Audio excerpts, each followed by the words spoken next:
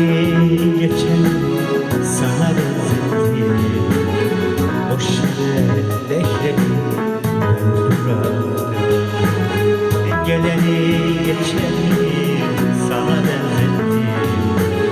Hepsini aradım ben duradım.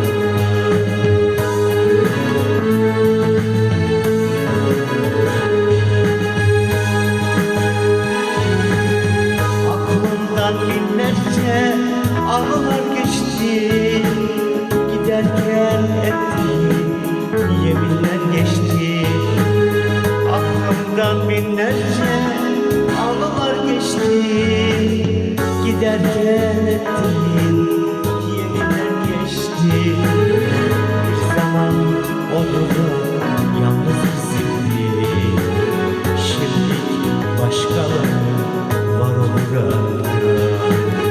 Bir zaman onlar yalnız bizimdi, şimdi başkaları var burada.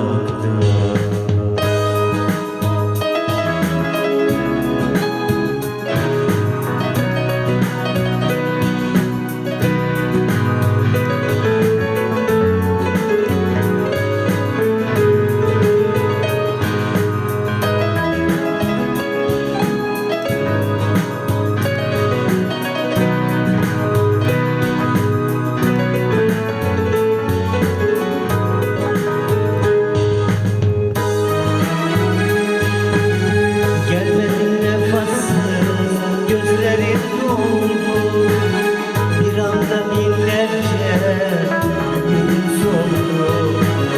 Gelmedin vefasız gözlerin doldu. Bir anda binlerce ümit soldu. Sonunda olur bir mezar oldu. Aşkı gömdüm ben burada. Sonunda olur bir mezar oldu. Aşkı gömdüm ben burada.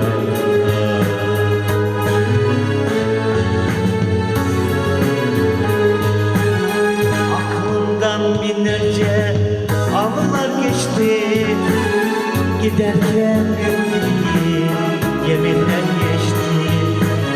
Aklımdan binlerce anılar geçti, giderken ettiğim yeminler geçti.